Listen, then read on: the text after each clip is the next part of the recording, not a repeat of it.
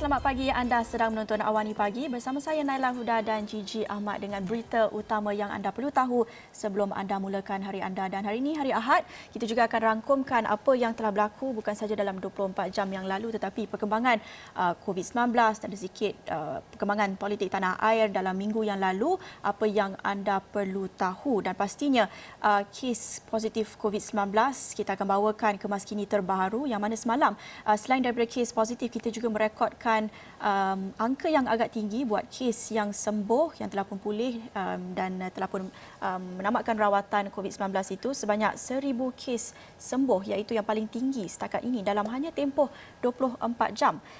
Dan ini jumlah terbesar sejak pandemik melanda negara dan menurut Ketua Pengarah Kesihatan Tan Sri Dr. Noor Hisham Abdullah, ini menjadikan jumlah kumulatif kes yang telah pulih sepenuhnya adalah sebanyak 21,248 kes atau 67.4% daripada jumlah keseluruhan. Dan ini satu rekod yang amat besar dan di sini perlu kita ingatkan pengorbanan oleh petugas Barisan Hadapan, terutamanya petugas kesihatan yang bertungkus lumus merawat pesakit COVID-19, terutamanya mereka yang terpaksa dikerahkan ke kawasan-kawasan yang paling teruk terjejas di Sabah. Banyak video yang menular di media sosial menunjukkan jururawat dan doktor-doktor yang terpaksa dikerahkan ke Sabah dan inilah pengorbanannya, hasilnya dalam hanya tempoh 24 jam dapat sembuh sebanyak 1,000 kes. Tetapi dalam masa yang sama, kalau kita lihat kes baru masih lagi mencecah 3 digit iaitu 659 kes baru yang direkodkan.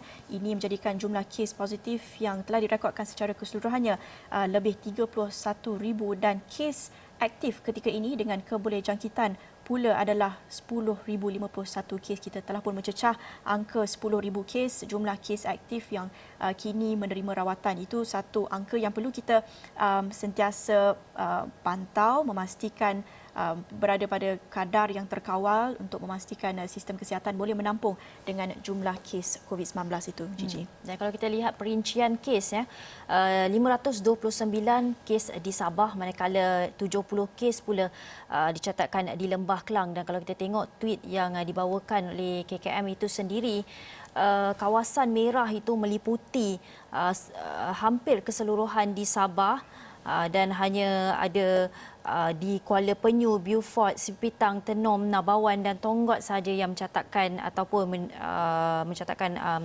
zon kuning. Yang lainnya adalah zon merah. Dan kalau kita lihat itu adalah di Sabah dan tapi apa pun seperti yang kita bawakan tadi, 1,000 telah pun sembuh dan kita ucapkan tahniah kepada petugas Barisan Hadapan kerana bertungkus lumus walaupun kes kita semakin hari semakin naik, tetapi kita nampak usaha yang telah dijalankan oleh mereka. Dan ini paparan map peta yang dibawakan oleh KKM sendiri, boleh melihat di mana zon-zon merah di situ telah meliputi semua, hampir semua Sabah, sepenuhnya di Sabah, hanya beberapa sahaja yang zon kuning. Tetapi kalau kita lihat pula di Semenanjung, Selangor, hanya 3 kawasan sahaja yang zon kuning, yang lainnya zon merah, Naila, iaitu Kelang, Petaling, Kuala Langat, Sepang, Hulu, Langat, Kuala Lumpur, Gombak mencatatkan zon merah. Dan anda di luar sana perlu tahu anda berada di zon mana kerana ini penting untuk sekiranya anda keluar atau hendak pergi ke mana-mana boleh tahu adakah anda tu berada di zon merah ataupun zon kuning. Ya, ini data yang dikongsikan KKM yang mana kalau kita bercakap tentang data COVID-19, ini sangat diperlukan untuk kita lihat secara lebih terperinci di daerah mana yang mencatatkan kes positif yang tinggi, di mana zon merah ataupun zon kuning, kerana sebelum ini ada yang mempertikaikan semakin kurang data yang dikeluarkan, jadi mungkin menyukarkan sedikit untuk pihak berkuasa di mukim ataupun daerah tertentu untuk melihat di mana sebenarnya kes-kes positif itu secara lebih spesifik dapat dicatatkan supaya mungkin kerja-kerja pensanitasi ataupun pengesanan kontak rapat juga dapat dikuatkuasakan dan mungkin kerjasama yang lebih erat dapat disaksikan antara Kementerian Kesihatan dan juga pihak berkuasa pada tahap daerah dan juga mukim-mukim tertentu. Tetapi kalau kita lihat dari sudut kluster pula, semalam apa yang dikongsikan KKM, kluster rumah merah di Sabah ada mencatatkan peningkatan yang drastik.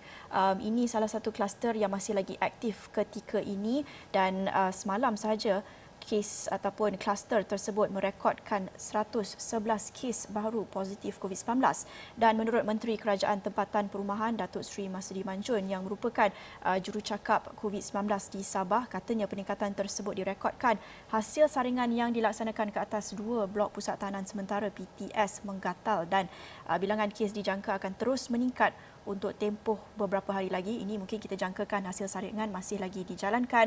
Sebelum ini, saya kira 2 minggu lepas, Datuk Seri Masdi Manjun ada juga kongsikan sebanyak 13,000 ujian saringan COVID-19 masih lagi backlog yang tidak dapat tahu keputusannya lagi kerana kebanyakan hasil ataupun ujian saringan ini dihantar ke Semenanjung untuk diuji. Jadi mungkin ada masalah logistik sedikit untuk mengetahui keputusannya secara lebih pantas.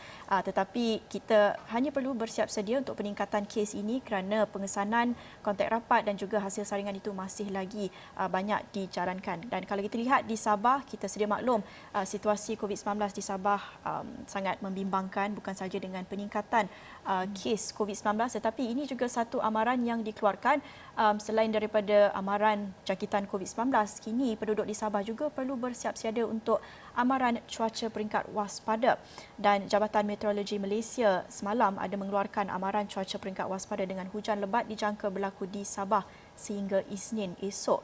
Dan dalam kenyataan itu juga, Met Malaysia memaklumkan keadaan itu diramal melanda kawasan pedalaman, pantai barat, Sandakan, Kudat dan Labuan.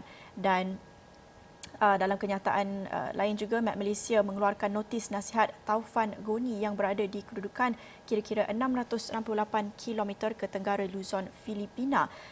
Biasalah kita dah masuk hampir ke penghujung tahun ini, banyak laporan mengenai taufan. Jadi ini juga satu amaran yang dikeluarkan, bukan saja amaran kesihatan tetapi amaran cuaca perlu juga kita berjaga-jaga. Ya, dalam masa yang sama kita minta orang-orang di Sabah sana bersiap sedia berwaspada dengan amaran yang dikeluarkan ini, di samping bersiap berwaspada kerana penyakit COVID-19, dalam masa yang sama berwaspada kerana amaran taufan ini.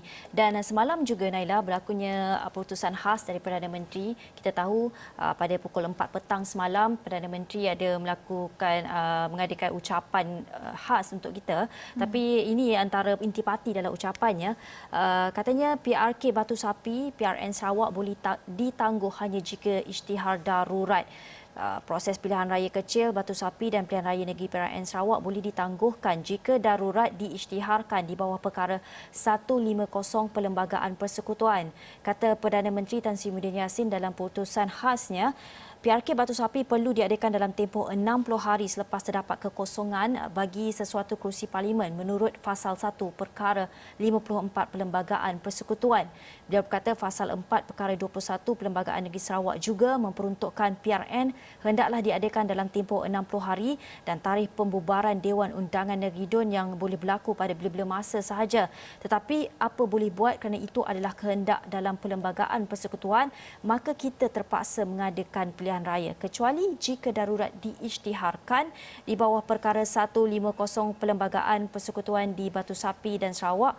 Bolehlah kita tangguhkan dahulu kedua-dua pilihan raya ini sehingga COVID-19 berakhir. Dan antara lainnya Naila, apa yang dikatakan oleh Perdana Menteri ini, adakah kerana tidak dilakukan darurat maka kita terpaksa mengadakan PRN Sarawak dan juga PRK Batu Sapi. Dan adakah keputusan untuk mengadakan, apabila ucapan khas ini dilakukan, adakah keputusan reverse balik darurat itu boleh diadakan?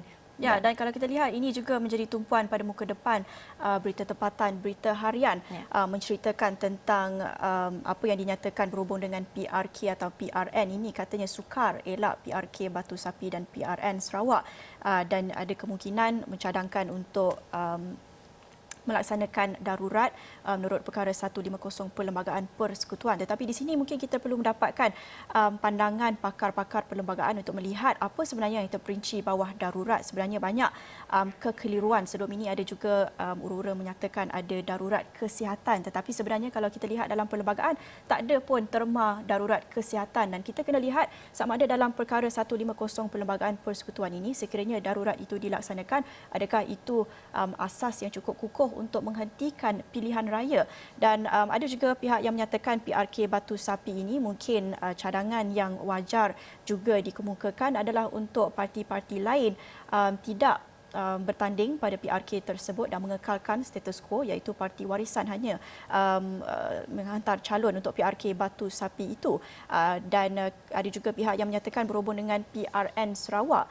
Sebenarnya kalau kita lihat DUN Sarawak masih lagi belum dibubarkan dan tidak perlu dibubarkan sehingga Jun, dan hanya 60 hari selepas Jun baru perlu diadakan paling lewat pilihan raya pada Ogos. Jadi sebenarnya banyak lagi masa, sekitar 9-10 bulan lagi sehingga perlu diadakan pilihan raya di Sarawak itu. Jadi mungkin ini masa terbaik untuk kita fikirkan dahulu apa mekanisme yang terbaik untuk mengadakan pilihan raya dalam norma baru. Tidak mustahil kita lihat di negara lain secara besar-besaran, malahnya PRU, pilihan raya di Amerika Syarikat juga bakal kita saksikan dalam hanya beberapa hari. Jadi ini masa yang terbaik, 9-10 bulan untuk kita bangunkan infrastruktur, mungkin untuk undi secara pos ataupun secara dalam talian. Banyak idea sebenarnya yang boleh dikemukakan. Tetapi selain daripada pilihan raya, apa juga yang dikongsikan oleh Perdana Menteri semalam? Kalau kita lihat pada muka depan New Straits Times ataupun New Sunday Times hari ini, I hear you, itu satu keyakinan mungkin ataupun assurance yang dibagi oleh Perdana Menteri. Katanya PM gives an assurance that the 2021 budget will have allocations across all sectors to alleviate the burden of Malaysians adversely impacted by the pandemic. Jadi kita mungkin boleh menjangkakan bantuan untuk mengurangkan beban dari sudut kos sara hidup dan juga beban terhadap sistem kesihatan negara ini yang amat diperlukan bantuan dan sokongan dalam belanjawan 2021. Dan untuk kita ingatkan semula apa juga yang diulangi oleh ahli-ahli politik, pemimpin parti lain dan juga apa yang digesa dalam titah Yang di-Pertuan Agong sebelum ini adalah untuk ketepikan politik itu dan utamakan kesejahteraan rakyat dalam belanjawan 2021. Ini juga senada dengan apa yang dikongsikan oleh Perdana Menteri semalam. Kerajaan akan mengumumkan inisiatif tertentu dalam belanjawan 2021 yang dijadualkan pada 6 November pada Jumaat ini, dan katanya inisiatif itu bakal meringankan beban yang ditanggung rakyat dalam menghadapi situasi yang sukar ketika ini. Jadi kami sudah pun mula mendapatkan pandangan pakar-pakar ekonomi dan juga pemimpin parti politik apa yang boleh kita jangkakan dari sudut kerjasama untuk menjayakan belanjawan 2021 ini. Mungkin menjadi antara belanjawan yang antara yang paling penting sejak beberapa tahun ini kerana kita berada dalam keadaan krisis kesihatan dan juga krisis ekonomi. Dan susulan apa yang dikongsikan oleh Perdana Menteri ini, sebenarnya kami akan mendapatkan juga penjelasan lebih lanjut daripada Menteri Komunikasi Datuk Seri Saifuddin Abdullah yang akan bersama kami di studio di Astro Awani sebentar lagi dalam sekitar jam 10 pagi untuk menceritakan tentang apa usaha kerajaan setakat ini untuk menangani COVID-19 dan apa agaknya kita boleh jangkakan dalam minggu ini dengan sidang Dewan Rakyat dan juga apa cadangan sebenarnya untuk memastikan negara kita bersedia untuk pilihan raya yang akan datang. Ya.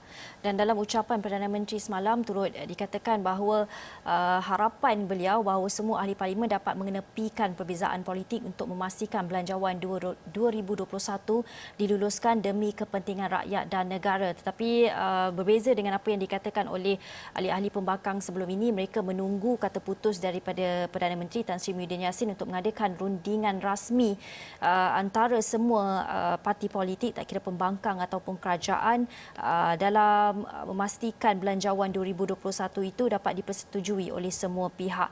Dan dalam masa yang sama, Naila, kita juga membawakan isu semasa yang mana ramai memperkatakan mengenai pengeluaran wang akaun 1 KWSP. Dan ini antara saranan yang dikeluarkan oleh Kongres Kesatuan Sekerja Malaysia MTUC yang menyarankan agar kerajaan mempertimbangkan semula cadangan pengeluaran wang dalam akaun satu kumpulan wang simpanan pekerja dalam usaha membantu rakyat khususnya mereka yang hilang pekerjaan. Dan timbalan Presidennya berkata perkara itu juga perlu diperhalusi dan dibincang secara menyeluruh mengenai bentuk atau kaedah pengeluaran sekiranya dibenarkan.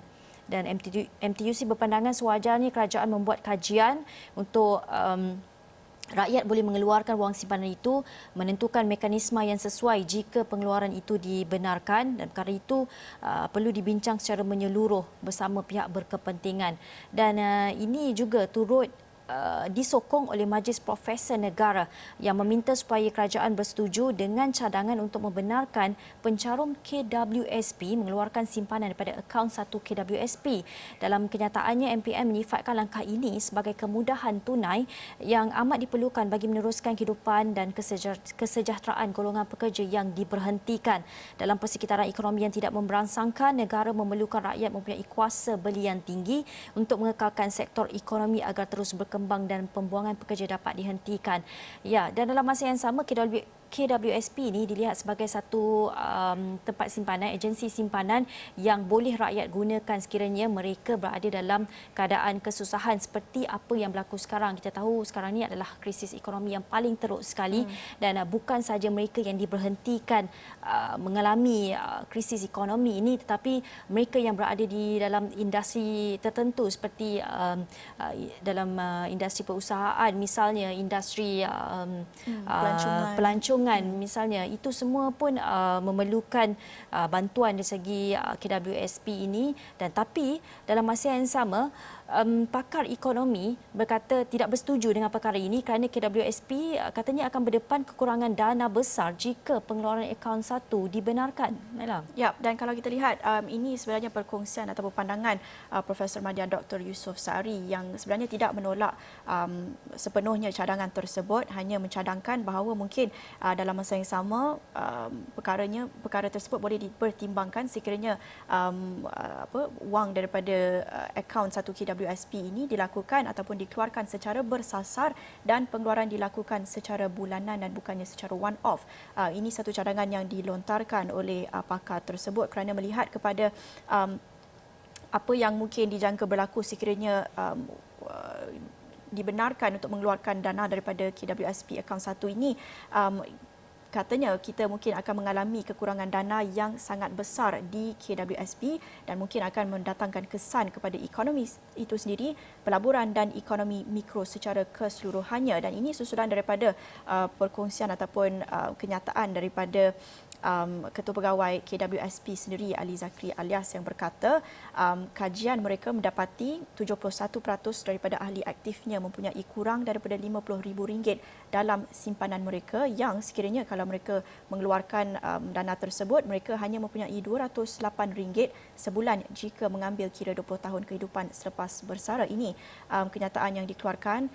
Beliau menceritakan tentang cadangan yang dikemukakan ketika ini dan pastinya orang ramai menyatakan apa pandangan ataupun keluhan mereka ketika ini, bahawa pastinya KWSP ini adalah simpanan untuk hari persaraan kemudian. Tetapi ramai juga yang melihat apa mungkin tujuannya ataupun apa motifnya untuk menyimpan untuk hari persaraan sekiranya mungkin mereka menjangkakan mereka tidak sampai pun pada hari persaraan itu ketika mereka berdepan dengan ancaman kehilangan rumah, kehilangan kereta.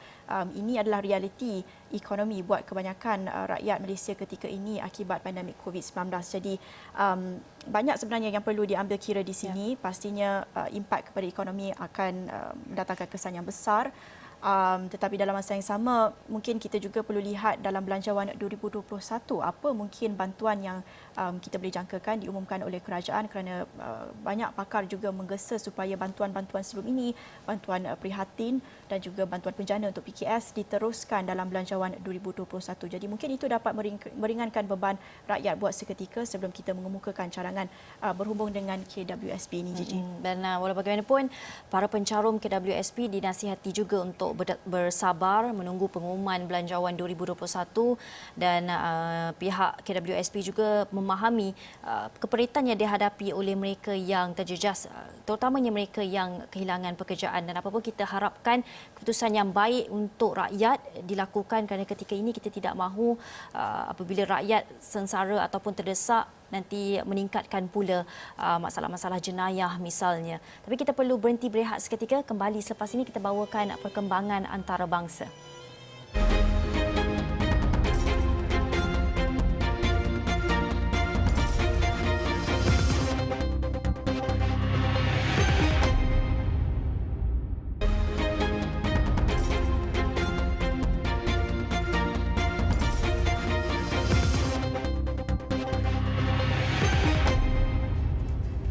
Bertemu lagi dalam Awani Pagi dan kita bawakan ini sedikit perkembangan mengenai pakej pelan data dan peranti kepada pelajar Institut Pendidikan Tinggi IPT yang akan memudahkan akses pelajar ke proses pengajaran dan pembelajaran dalam talian. Dan ini diumumkan Menteri Pengajian Tinggi Datuk Dr. Noraini Ahmad yang berkata ia ditawarkan atas kesedaran akan kepentingan dan keperluan kaedah PDP norma baru yang menekankan aspek pengkomputeran awan atau cloud computing sebagai alternatif kepada PDP tradisional. Dan ini merupakan satu inisiatif yang sangat baik kerana bila kita cakap belajar secara atas talian ini, bukan saja pelajar-pelajar tempatan yang menghadapi masalah tetapi pelajar-pelajar antarabangsa yang berada di Malaysia, mereka juga mengalami kesukaran untuk mendapat bantuan internet itu kerana mereka perlu berada di rumah dan meneruskan pengajaran dan pembelajaran secara atas talian. Dan inisiatif ini diharapkan dapat diadakan secepat yang mungkin kerana sekarang pun rasanya sudah berapa bulan mereka melakukan PDP atas talian ini, Naila. Ya, ini pastinya satu perkembangan ataupun inisiatif yang amat diperlukan. Seperti yang Gigi katakan, sudah beberapa bulan pelajar-pelajar terpaksa beralih kepada platform dalam talian untuk meneruskan pembelajaran, dan ini juga satu perkara yang dititik beratkan dalam Belanjawan 2021 kerana kita menjangkakan bukan saja buat pelajar tetapi semua juga pekerja yang terpaksa bekerja dari rumah. Ini satu infrastruktur yang perlu dititik beratkan, iaitu infrastruktur capaian internet dan juga akses kepada peranti digital. Ketika mana kita menjangkakan COVID-19 ini mungkin akan kekal dalam jangka masa yang panjang, norma-norma baharu seperti belajar dan bekerja dari rumah mungkin kita akan jangkakan diteruskan sepanjang tahun depan mungkin. Jadi apa yang akan diperuntukkan dalam Belanjawan 2021, kita akan saksikan mungkin inisiatif ini dapat diteruskan. Saya cadangkan Menteri bagi poket wifi untuk semua pelajar ni lagi bagus kerana setiap daripada mereka mempunyai wifi, dan poket wifi sendiri kita boleh terminate selepas beberapa lama dalam jangka masa tertentu, dan itu merupakan saya rasa adalah penyelesaian yang baik untuk ketika ini. Tapi kita nak bawakan sedikit perkembangan antarabangsa.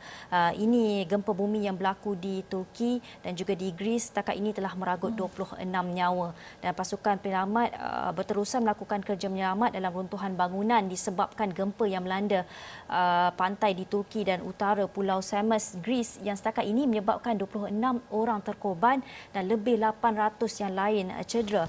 Gempa yang melanda pada Jumaat petang menyebabkan bangunan di Izmir, iaitu kota ketiga terbesar di Turki, runtuh, malah turut mencetuskan tsunami kecil di daerah Seferihisar dan Samos di Greece. Gempa itu kemudian disusuli dengan ratusan gempa.